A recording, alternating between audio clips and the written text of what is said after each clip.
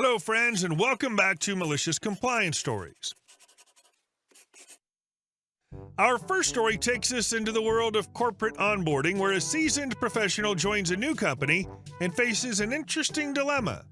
As the training wraps up with a quiz review, the group struggles, and the silence of our experienced OP leaves everyone grappling with concepts they could easily clarify. This is a tale of balancing expertise with humility and learning when to step in or out in a professional setting. Let's dive in. But before we begin, best way to support our channel is to leave comments, like, and subscribe with the turned-on bell so you don't miss the new video every single day. Here we go. Silent Compliance, a training tale. I was new to a company, although I had several years of experience working in the same capacity at previous companies. As a new employee, I was expected to go through the training that was provided by the new firm. I recognize that every organization has its own unique characteristics and that it would require spending 2 weeks at home attending monotonous and easy-to-understand Zoom trainings. I believe that I would be able to handle the situation. I was aware that I had a great deal of experience, but I was surrounded by people who were just starting out, so I didn't want to appear arrogant or know-it-all. Despite this, I engaged in the first week of the course by giving my opinions, answering questions, and asking questions when I was asked.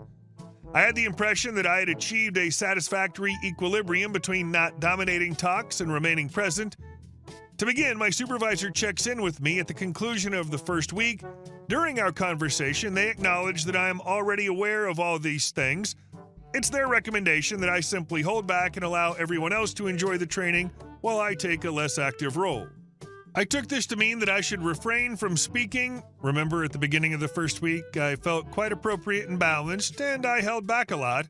I not only stopped talking, but I also turned off my Zoom camera, and now I spend time I was supposed to be practicing doing things around the home, watching television, and other similar activities. I would make sure that I was aware of what was going on by listening at the beginning and end of each and every training session, but other than that, I would check out. I'd catch other moments here and there, and I would hear a lot of empty silences, and I would even hear some replies that were provided that were incredibly troubling.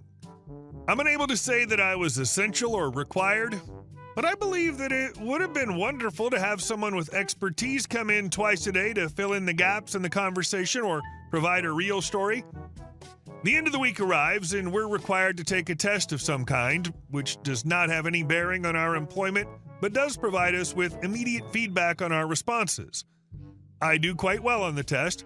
Following our completion of each section of the test, we'll then discuss it as a group. As the group struggled, I was so tempted to just answer a question once to be able to move things forward on my own, but I refrained from doing so in order to comply with the request. It became necessary for us to have more conversations, the more inaccurate the replies were.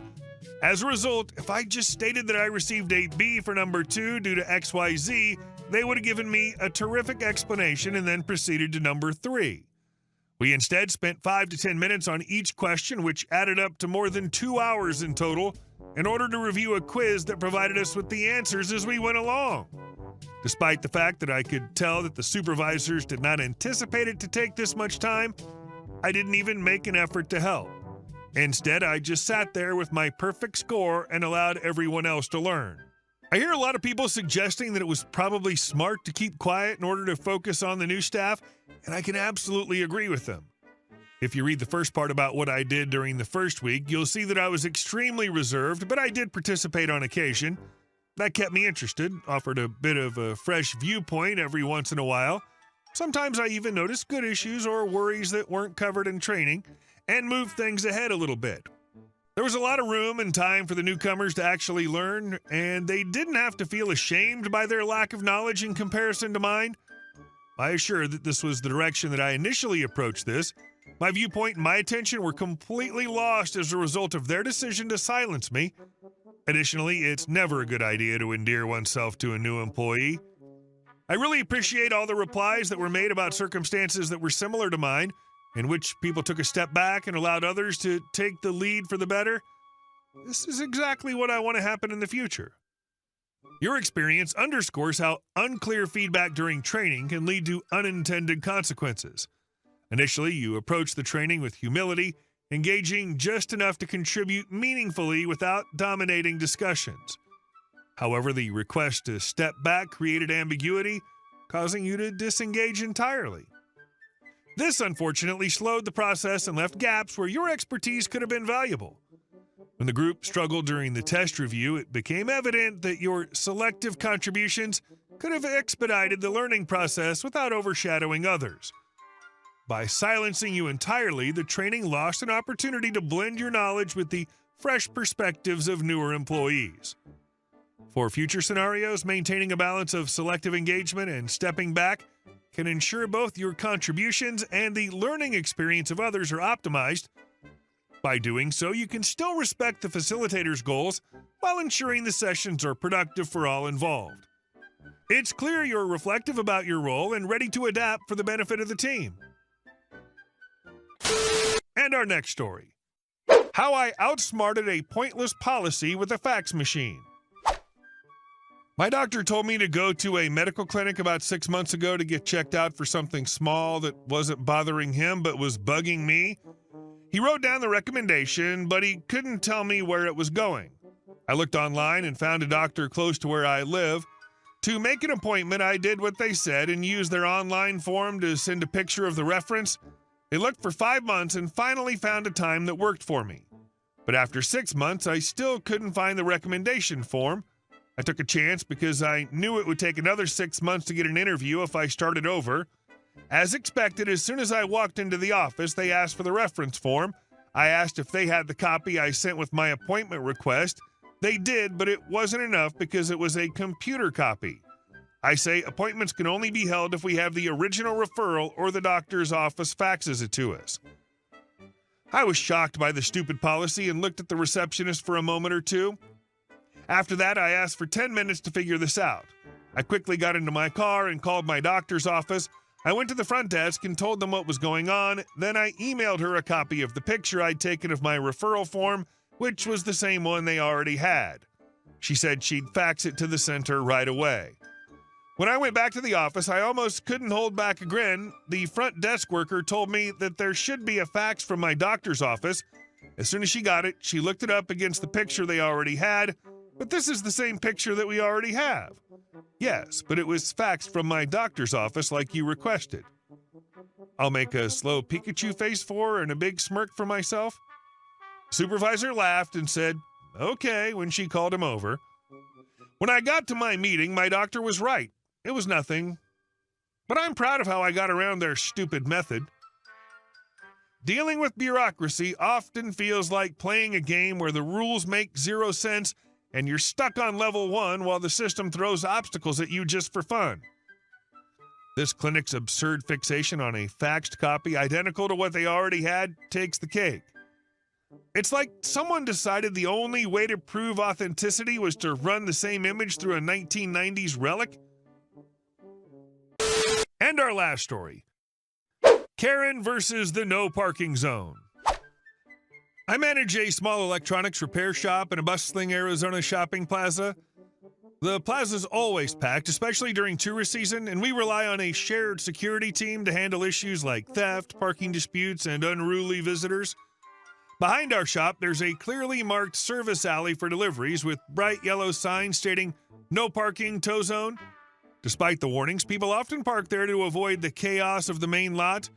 Security doesn't hesitate to tow violators, which leads us to my unforgettable encounter with a woman who believed the rules didn't apply to her. Let's call her Karen.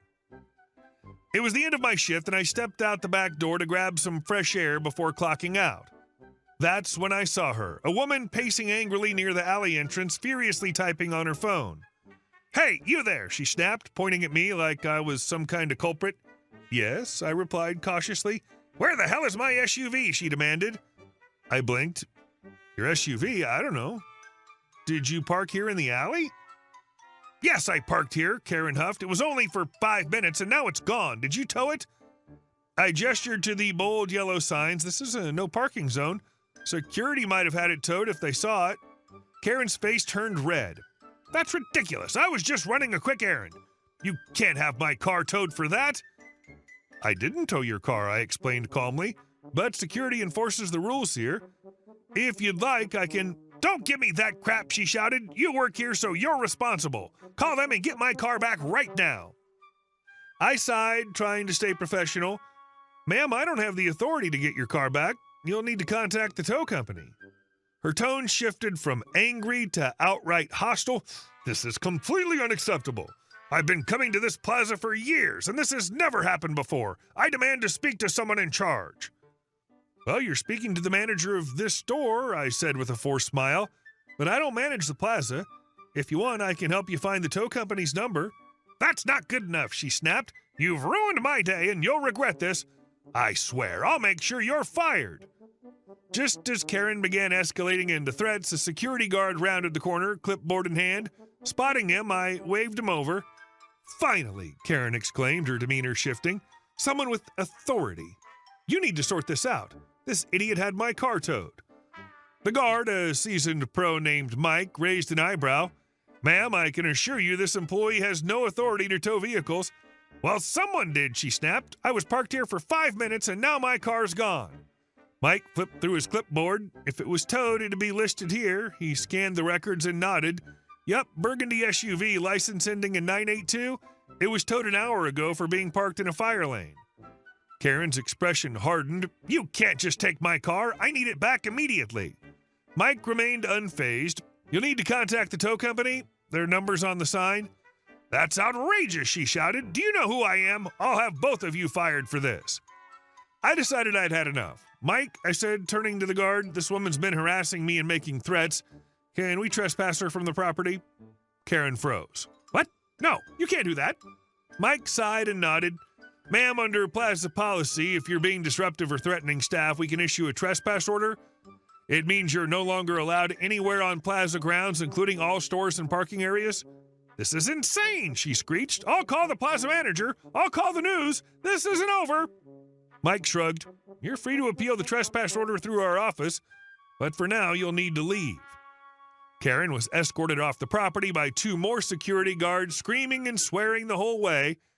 As for her SUV, I later learned it was sitting in a tow yard with a hefty fee to get it back, $400 for the tow plus $50 per day for storage. From that day forward, Karen was banned from the plaza, and though she clearly made a spectacle of herself, she never returned. I couldn't help but smile whenever I thought about her trying to explain to someone why she'd been kicked out of the plaza. That's what happens when entitlement meets consequences. It's fascinating how she tried to wield threats and faux authority only to end up banned from the very place she was so adamant about frequenting. Mike, the security guard, deserves a shout-out for handling the situation with a calm, no-nonsense approach. He didn't let her bluster get to him, and his quick actions brought a satisfying resolution to an otherwise stressful situation. The best part? Karen's SUV sitting in the tow yard racking up fees while she likely fumed about how unfair it all was. The trespass order's just poetic justice, ensuring she can't harass anyone else at the plaza. It's a solid reminder that sometimes the rules apply to everyone, even to those who think they're above them. Hey guys, thank you all for watching the video. I'll see you in the next one.